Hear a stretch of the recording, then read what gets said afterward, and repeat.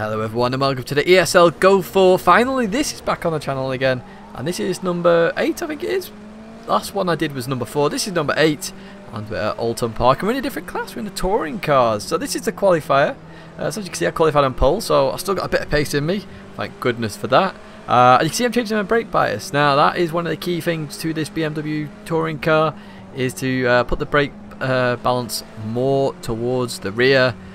Just gives that bit more turning, because I believe these are front wheel drive cars, so obviously if you hit the brake balance at the rear, car can do more steering, under braking, etc. So it's all very good, and obviously that will heat the rear tyres as well, which give you a bit more grip in the corners as well, because obviously brakes give you heat, heat then goes into the tyres, a bit more grip than the ice cold stuff because we're racing in winter, so it's all good. So as you can see, we've kept the lead so far. At least it's giving us a bit of pressure here. And then we've got Tice a bit further behind. So we advance a bit further on. This is lap number 3. And you can just see Ellis has been keeping with me for quite a while. But unfortunately for Ellis, he's got a slowdown penalty. So you can see him really slowing down now to take that penalty. So he doesn't actually get a time penalty at the end. So he loses all that time. Now I've advanced a bit further to lap number 4, because you can see he's only 2.5 seconds behind. At this point I'm not worried because it's top 3 that qualify, but even so, you know, just going to keep up the pace bit, get back into it, and just watch this in a little bit because I feel sorry for Ellis for this one. So just coming in here, I'm going to look behind me at the wrong time. Oh, he's spinning, he's actually messed up that chicane. It's pretty hard chicane. If you hit the bump wrong you'll go flying. And unfortunately for Ellis, that was the end of his race. He got so much damage from that. Really unfortunate, because he did have some good pace there. And did have a good race with Ellis as well. As you can see, top 6. He's not made it, unfortunately. However, this is the final lap. And I'm about to come around the last corner and head towards the start-finish line. And finish the lap here at Oulton Park. The first race in the qualifier. So there we go. There's the lap times. 1:41.0 in the race. I was around about happy for that. But as we go into the qualifying for the semi-final, I had noticed a few people got 1:39 and 1:40.0s, which I didn't even see possible. Now that potential in the bottom left is included in the time trial when it's in the summer, which is why it's a 1:39.9. So the fact you can get this in winter, I was sceptical, as were a few other drivers.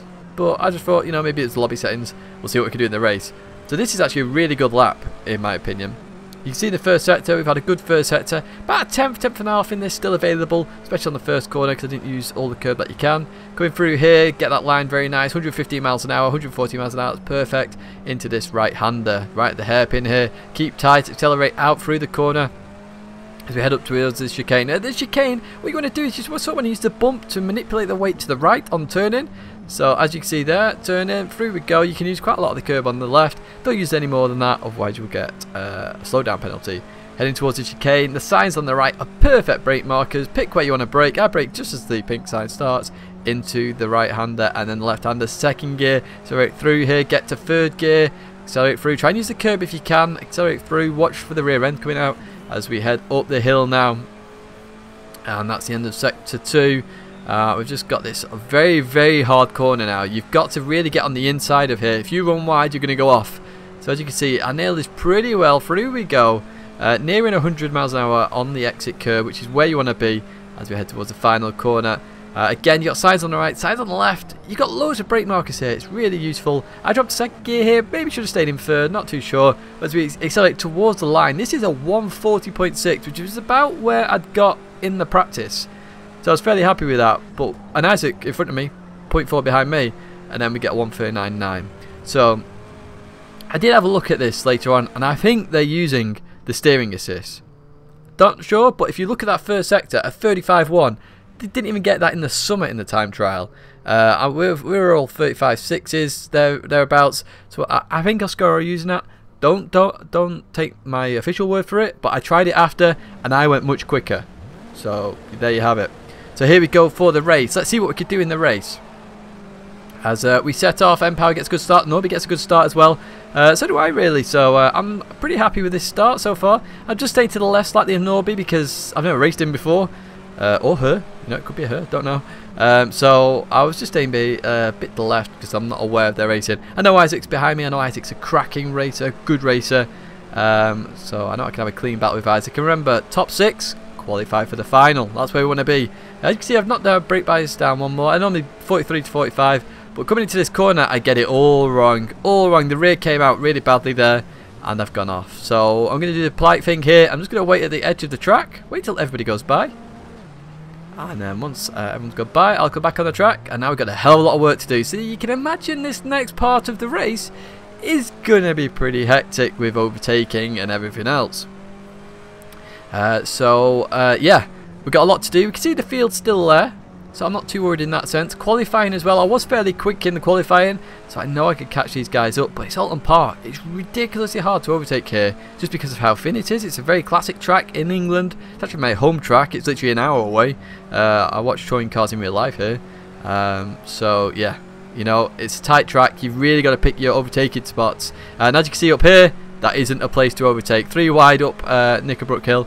Not very good, so that's not sure who that was. Manxman just getting wiped out there. So we jump a bit further up in the lap. We're starting lap number 2, and we've got I think that's Leandro. We've got Mark Bovanza, I think that is. And he just loses a bit of momentum trying to battle with Leandro. So I'm going to try and go around the outside here. This ain't going to work, is it? Let's be honest. Excellent racing though, clean racing. He defended that position very well.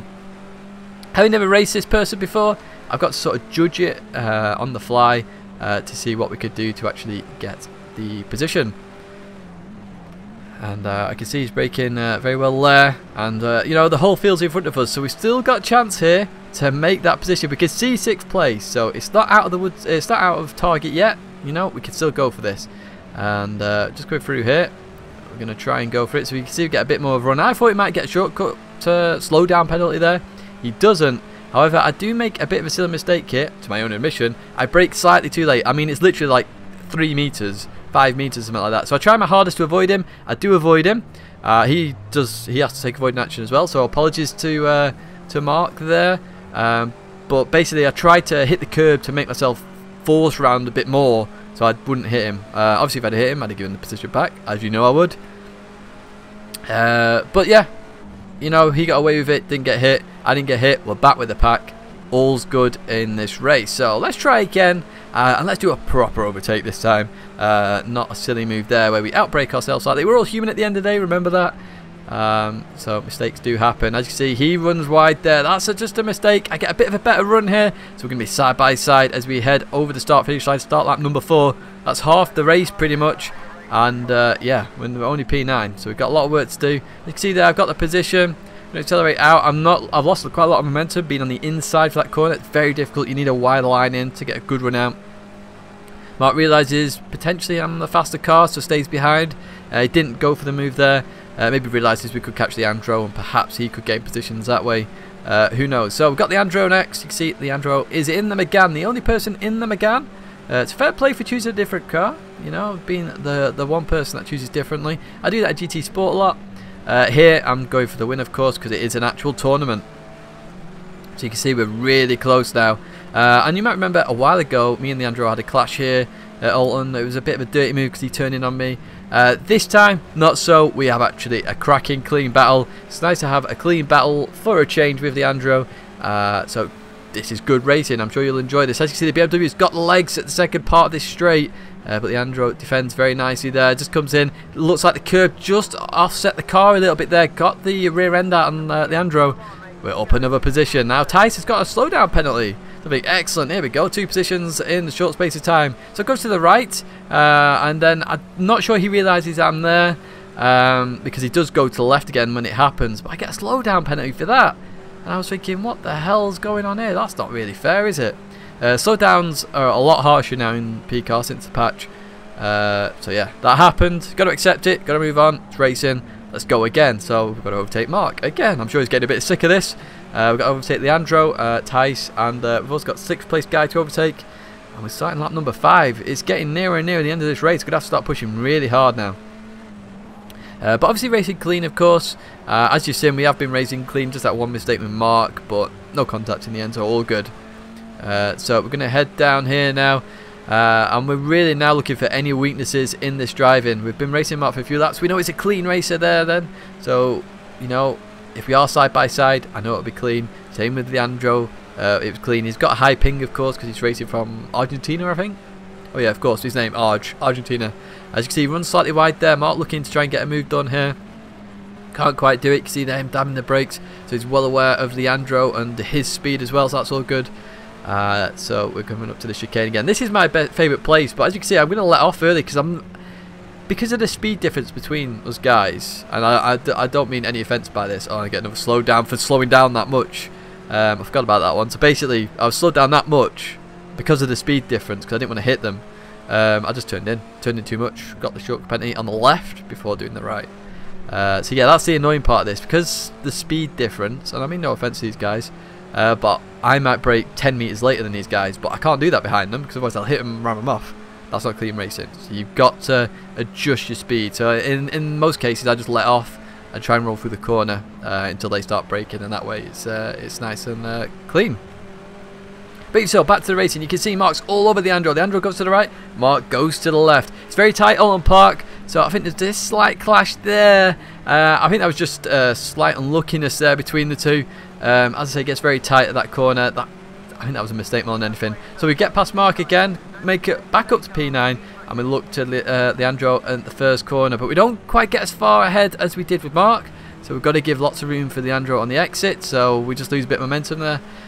So now we're going to look down here. So we remember coming up to the chicane in the past, the second half of the straight we had the McGann, so let's try and do it here, but we get a better exit as well this time. So we're now going to be side by side with Leandro as we head towards the fast left-hander.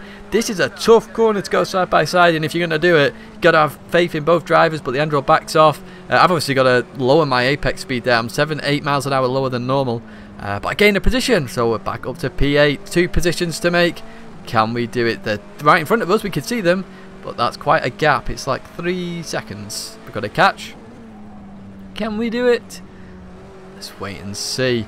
So we're just going out of here now, and I think we are going to advance. You can see me flashing my lights actually. I did keep that in because obviously I was trying to flash Tice at this point, because I was like, hey, you knocked me off before, lad. So I'm going to try everything to take your attention away from the driver in front, because I want that position, please. And that's why I did that, by the way. I don't. If Leandro's watching this, I wasn't flashing you because we had a great race, so fair play. So now we advance. Now I remember how I edited this video. So we've got Tice there. I'm not sure what happened to him. Must have had a slow down penalty or something. So I have to slam on there. I'm not sure whether he lifts off a bit there because I had to slam on. Not sure. But here we've got a bit of speed. Side by side, I said it's dangerous here. Watch this. This is clean racing. So that's how I know before it was a bit of a mistake that he did. Where he just didn't realise I was there. Look at this, side by side, still side by side, still side by side, through the hairpin, unbelievable stuff. And then we just get ahead there, just accelerating out. Obviously the camera of the corner helping us a lot there. P7, we've got 1.5 laps to get P6. Can we do it? So we're going to start chasing down Joko hard. I mean, we've gained 2 seconds on him in 1 lap. Surely we can do this. So as we head towards the chicane, just look at Joko now. Coming into here. Just makes a mistake, runs wide. So I'm thinking, yes, come on, we've got this. We can force a mistake out of him here. Get P6 and make the final. Somehow make the final after that dreadful start. So as we head up the hill now, we are catching. We've got Slipstream, of course. Tice is behind us. We've got to be careful of him, of course, because, or her, just in case this battling then obviously brings them back into the play. As you can see, he's made a mistake here as Joko. And we're going to have Slipstream here, heading towards the last corner.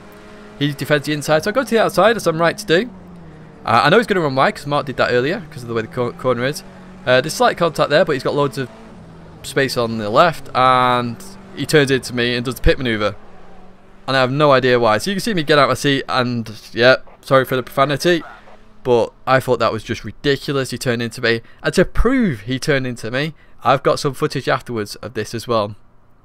Because he said it was my fault first of all, and that I was being aggressive, where he made the mistake, and he said I made lots of fails as well in that.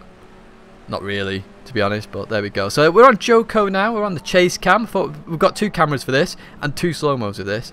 So we're on Joko's camera. So as you can see, it's contact for some reason. Watch, turns. He turns out. You just see the second turn, and he goes straight to the side. I have no idea why. It seems ridiculous to me. It looks on purpose. Here's the slow-mo. So you can see there, side by side, you've got loads of room on the left. Watch this. That second turn, you can see it. He turns straight into me and just forces me straight to the barrier. And he's blaming me for this incident. I have no idea how he could blame me. He also says I was too aggressive, yet he did that. I really don't know. So let's look at the cockpit camera now, and this is the furthest camera back, so this is where, oh, most obscured camera, so you might not have seen me, so I thought, okay, let's have a look. Watch, steering wheel moves to the right just as I'm passing him, and we'll have this in slow-mo as well for you. So here we go, through the last corner. You can see he's running wide, so obviously I'm going to take the inside. Loads of room on the exit, that's where you expect them to go. Slight contact, that's it, that's nothing, that does nothing. Watch your steering wheel. To the right he goes as I pass. So that's on purpose, and to me that's a ban. I don't think he's got a ban. I think he's just got penalty points on his license, but to me that is ridiculous. That was just not called for in the slightest. So anyway, I then started watching Empower just to see what he was doing, and you can see he doesn't actually do that much difference to what I'm doing. So as I say, I think it is that steering assist. Don't quote me on that. I tried it and I was getting faster lap time straight away, and I was on for 139s as well, which I wasn't on for before. So a bit annoying that that does that, but even so, that's the end of this ESL Go4. If you liked it, like it. If you dislike it, leave a comment if you've got an opinion on the matter, especially on the crash. And yeah, that's it for now. There's a video there if you want to watch another one. My logo's there if you want to subscribe, but I'll see you in the next video.